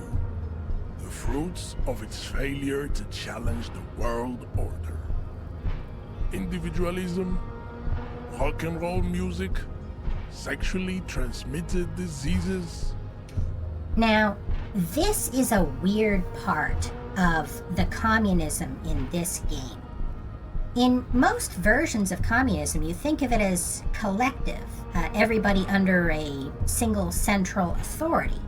But the version of communism practiced by Krasmazov and the followers of the revolution somehow was more individualistic and was legitimately the people rising up without a great demagogue leading them and believing in freedom and diversity. I'm not sure how that squares with a 100% taxation rate, but... Above all, rampant multinational finance still reigning large. Tell me, where have you gotten your love of pathetic communism from? Degenerate youth culture? Rock and roll music?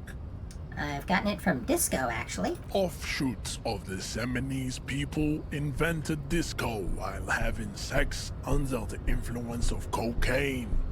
It is a shame upon my race. But what is done is done. I am not surprised you enjoy it so much. This has happened to many of the side products of the inevitable cultural victory of the Seminoles race. Don't worry, we're not gonna ask him about ethnic groups. I need to enter the harbor now on police business. What you need is to come to terms with extinction and never getting into this harbor. Hey Kim, what do you think about this? I think this racist is better than the last. But the next racist will be the really good one. That will be the... That will be our lucky racist. He will grant us 3 wishes. Your pedomorphic friend has quick wits. A protruding occiput and an indented zygomatic bone. The lieutenant does not flinch. This'll come up later. He is sensitive about being called pedomorphic. Looks like a child. We'll find out why later. You should keep him close. The congenital defect of farsightedness does not render him a complete invalid. Okay. He still has the use of his mind. Do you know anything about this racist mug? He does not so much as glance at the object. This your kind of thing? Stop showing me your pathetic cup. I have no interest in it. He had nothing to do with it. So what are those tattoos of yours supposed to mean? Racists are generally not very good examples of their race. He gestures towards the lorryman down the street. Welcome to Revachol. You hear him yell at a redhead woman visiting the fritter nearby. He must think redheads are immigrants. I am not like them. I am craniometric perfection. I have taken the trouble to permanently draw a phrenologic grid on my skull and features. This should dispel any doubt. The drawings are precise and look true to their pseudo-scientific ambitions. One thing, however, it is not entirely free of throwbacks in the phylogenetic tree. His large jaw, for example, could be a trait indicative of criminalism. Also, his earlobes could be small. We're not going to go into detail about this either. I think we've had enough of Measurehead, quite frankly. Your silence betrays your inferiority. You do not have a reply. You should enter a deep race slumber. Perhaps in 4,000 years, there is need for a servile homunculus. Bye. That is one weird guy. And wow, I wish I could say he was unrealistic.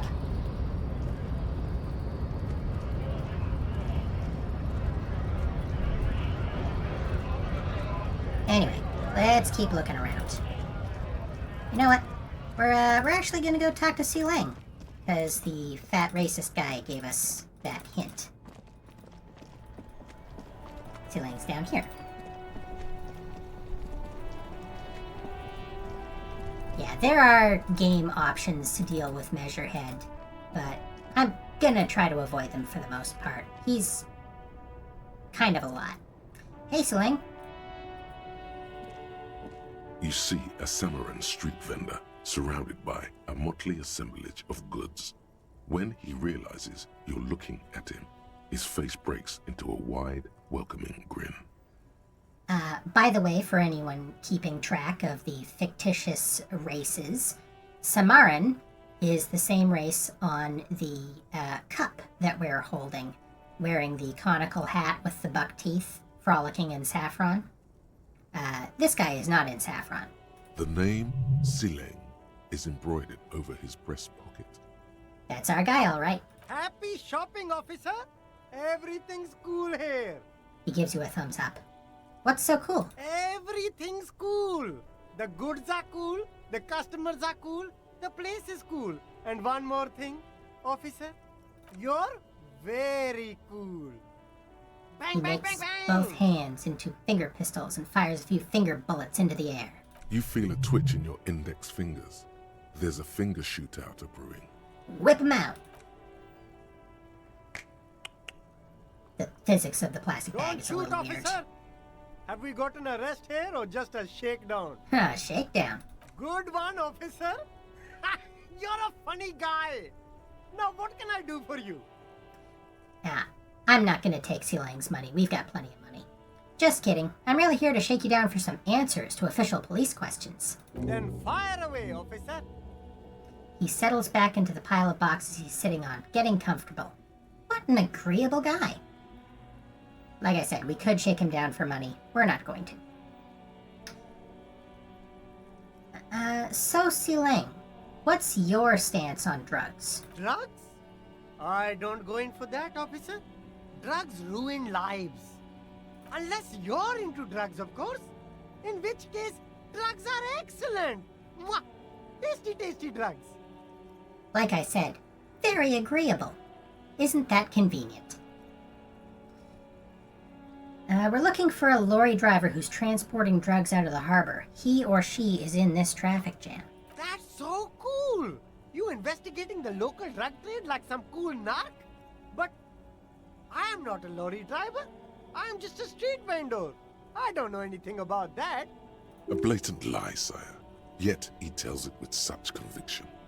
We'd believe him if we didn't know better. But you are a lorryman. Another driver has identified you and your lorry. Who said that? It's the fat racist, right? I bet it's him. He has an agenda against me because I'm an immigrant who works harder than he does. He's a hater. I mean, true. So you admit you're a lorry driver? No, I just said I work harder and he's an asshole. He stops to think. Realizing he can't get out of it. Smart man. Yeah, you can only dodge the truth for so long. Okay, maybe I'm a lorry driver too. A little. But that's not the most important thing about me. That's my day job. This is my dream. So we can ask, so you forgot to tell me? So you were embarrassed to tell me? Stop squirming. What do you know about the drug operation at the harbor? Or, Si Lang, my source tells me you're the one transporting drugs for the Union. No! That's insane! It's the fat hater. He's been eyeing me for a week and he sent you here. Maybe he's the one, huh? Have you thought about that? Stop squirming. What do you know about the drug operation at the harbor? Nothing. I told you. I'm not a dumb guy. I don't get involved with that crowd. And what crowd is that? Crowd? You know, the drug crowd? No, he wasn't talking about an abstract crowd. It was that crowd. It wasn't some drug crowd. You know who they are. Tell me now. Shush, please. There's bad people doing bad things here. That's all I know. Please, don't get me into this mess. I spent 15 years working my way up. Here we go. There's a tiny bit of truth on the table. Zoom in on it.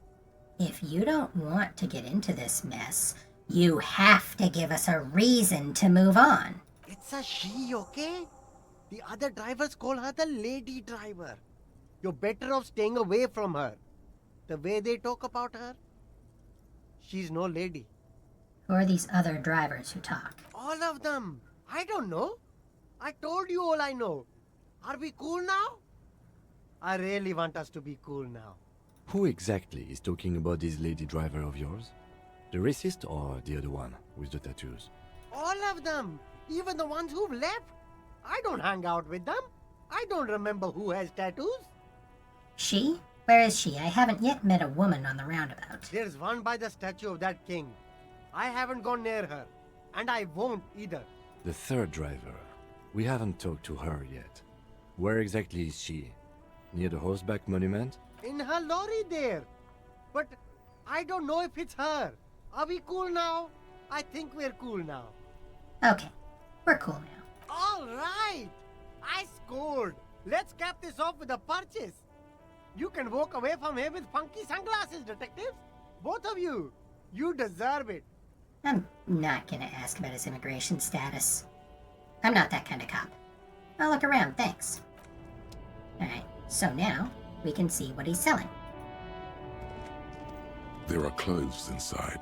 Cheap second-hand clothes, smelling of strangers' body odors. Don't be shy. These are premium class clothes. Good quality fabrics, best retro design. Save the economy with your style, officer. Save the economy? That sounds off. Save the economy? What are you talking about? Haven't you heard, officer? We've got to be economically conscious. Recycle your cash, keep it in circulation. Don't buy new things. Buy eco. This doesn't make any sense. Why exactly does the economy need saving? Look around, officer. You see all these premium goods just sitting there, not getting bought? We've got to keep the flow of goods moving. Is this really the economy we want to leave to our children? So our options are, you're right, we've got to save Mother Economy. But I don't have children. I think. Again, think of the horror of Harry not knowing if he has dependents who are even now relying on him. It's just nature. Powerful economies expand, weak economies go extinct. This economy is really just a distraction from the cultural issues. You know, immigrants and... That's the fascist option. Look, man, I just want to buy some clothes. I think we're gonna have that hint of melancholy. I don't have children, I think. Too bad, officer. Kids make it all worthwhile. Without kids, who's going to be around to enjoy the economy? Don't let me stop you. Open the box and browse a little. Let's browse. Find your hands deep in tattered and faded garments made from weird polyester blends that make your body itch and sweat in all the wrong places. The box smells like cat piss or like an old person with no money. Economical, but also trendy. Look firsthand. Buy secondhand. Keep the economy moving. Alright, let's see if we can find something worth salvaging from this pile of rags. Something cold grazes your hand.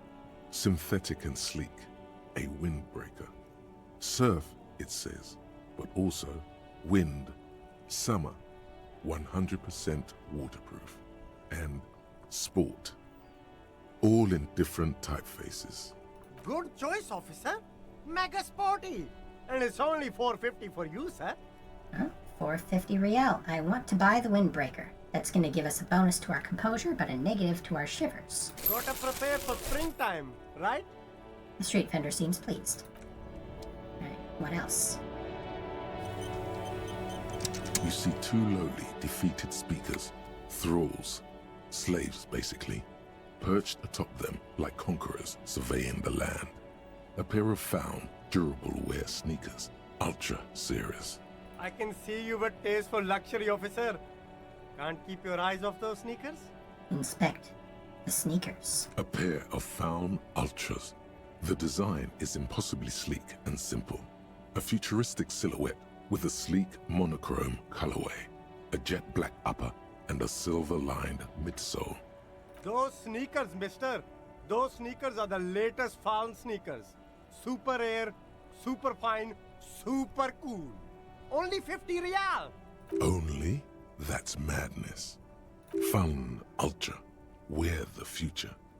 You remember the slogan from some magazine? Inspect the speakers. These once respectable speakers have been conquered, reduced to a mere prop by the indomitable Faun Ultras atop them. A small heat emboss on the veneer reads, Solidarity Aid from the People's Republic of Samara. The speakers themselves don't seem to display any magical qualities. It's worth noting Samara and Grad both were involved in communist revolutions, like the one in Revachol. It's possible that they were sending us these speakers in solidarity as fellow communists. If so, these speakers are 50 years old. No, don't look at the speakers, officer. Look at the sneakers. The sneakers are the stars here. But I already looked at the sneakers. Then look at them again. These are the premium lifestyle sneakers, officer. The best on the market. Can't I just buy the sad, conquered Samaran speakers? No way, officer.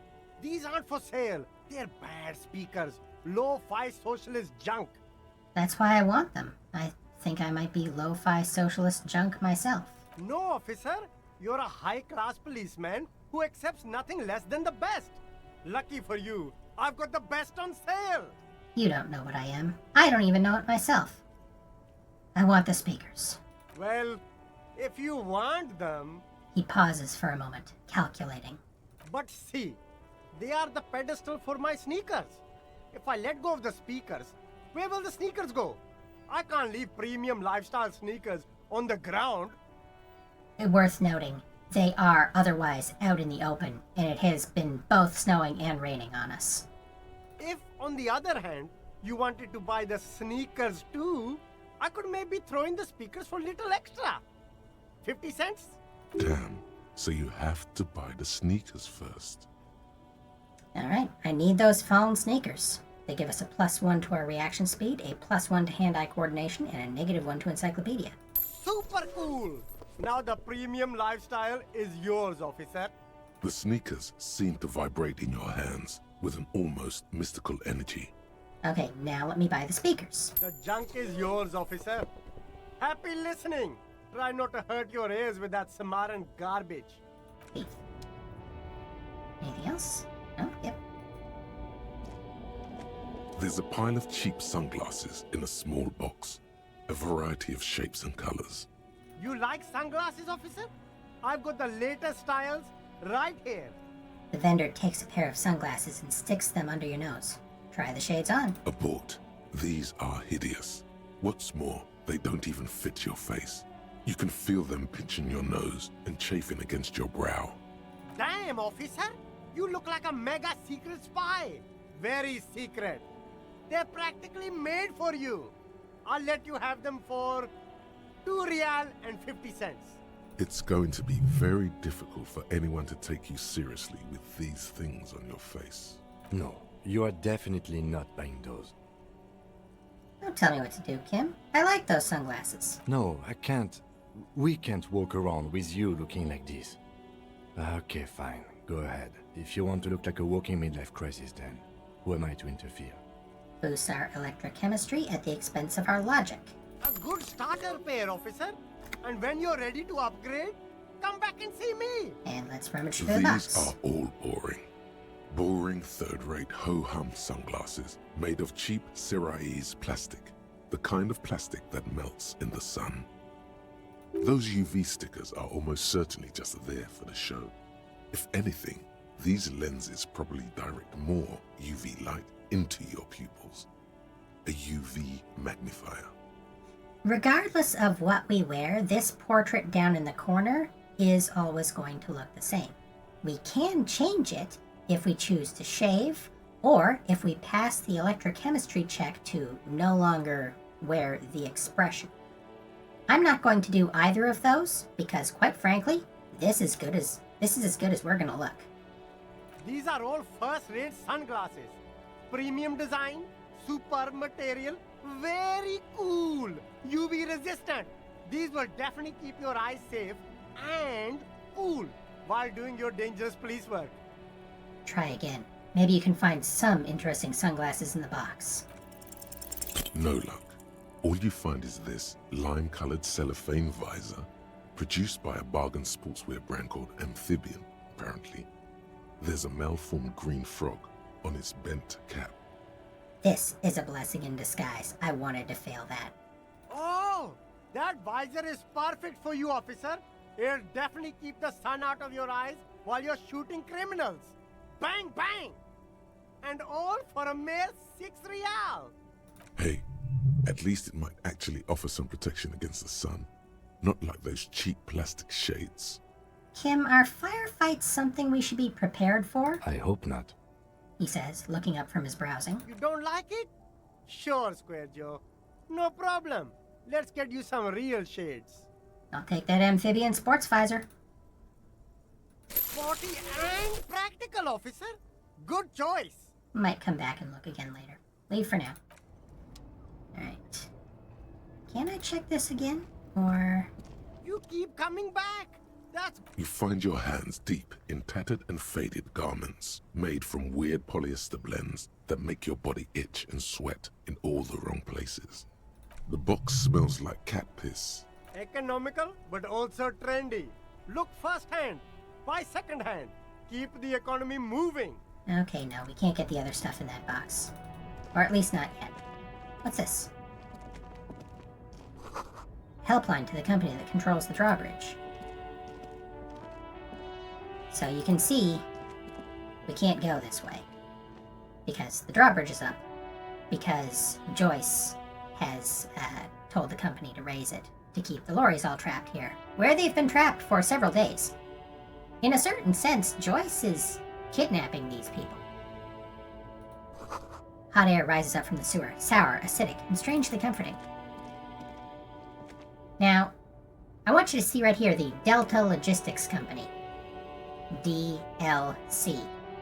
This is a place where there was going to be some downloadable content, but the company wound up never putting that in there. When Zaum got bought out, they made a collage mode instead. What's in here? Bottles. Okay. Let's keep looking around.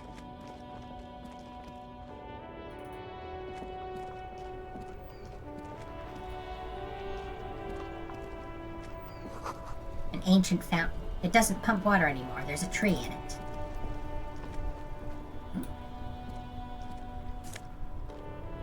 Found some drugs. You should always take drugs you find lying on the ground.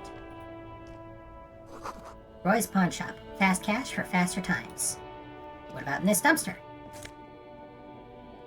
More stuff.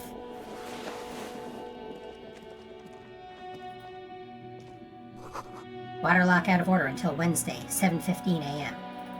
This is a section of the map that won't be open until around the third day. G'day to you, officers. Yet another accent. A burly man hangs out by the waterlock, carving up a generous serving of salami with an old hunter's knife. His eyes are fixed on a man stranded on the other side of the waterlock and on an enormous billboard that has fallen down into the canal between them. First things first. What are you doing here, man on the waterlock? My friend Barry the Butcher is stuck on the other side of the waterlock. I'm keeping him company and eating his salami. From the corner of your eye, you see a man in a yellow shirt and grey overalls waving at you from across the canal.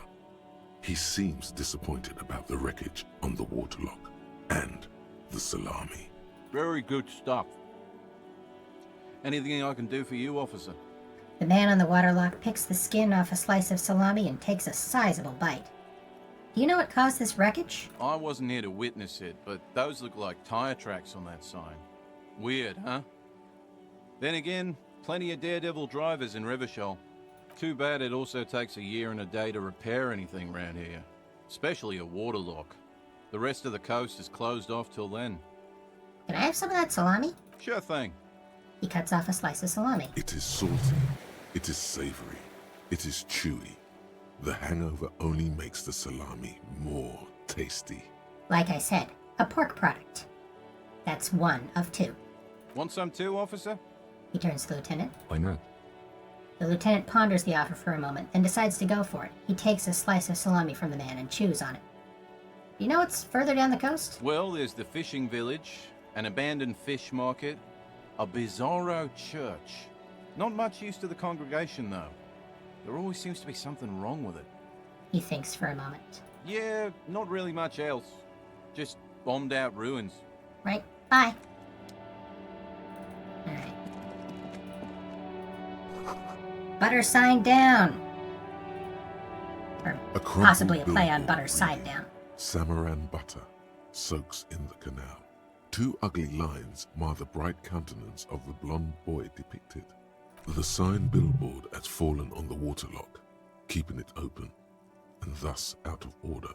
What is Samaran butter? Whatever it is, the boy on the billboard seems very happy about it. Goat milk butter. The Samaran terrain makes it easier to raise goats than cows, and the local goat farmers produce high-quality meat and dairy staples that add variety to other nations' diets. It's an acquired taste. Let's attempt to reconstruct what happened here. Judging by the size of the impact and the parallel lines of burnt rubber, the cause was probably a motor vehicle. These look like the same tire tracks I saw earlier, in front of the whirling rags. Look at the crater. Side slip marks indicated that the vehicle was traveling up the crater at 35 kilometers an hour. Look at the roof of the shack. The black marks on the roof indicate that the vehicle vaulted from the crater to the roof of the shack. Look at the sloping metal roof panel. The panel served as a takeoff ramp. Look at the broken posts. The vehicle soared through the air, hitting the billboard and upsetting the posts. Then it continued its flight, taking the billboard with it. Look at the sign. The sign broke the vehicle's fall into the canal. The Samaran butter billboard still looks freshly painted, suggesting it took the plunge recently. How recently? Within the past 72 hours. Look at the opposite bank. Still speeding, the vehicle made a loop and vanished into the fog along the coast. What was the model of this phantom vehicle? There are two good candidates, the Caprice 40 and the Linear G22. Why the Caprice 40? It's about the right size, and the tire marks look like they came from the skinny tires frequently found on that motor carriage.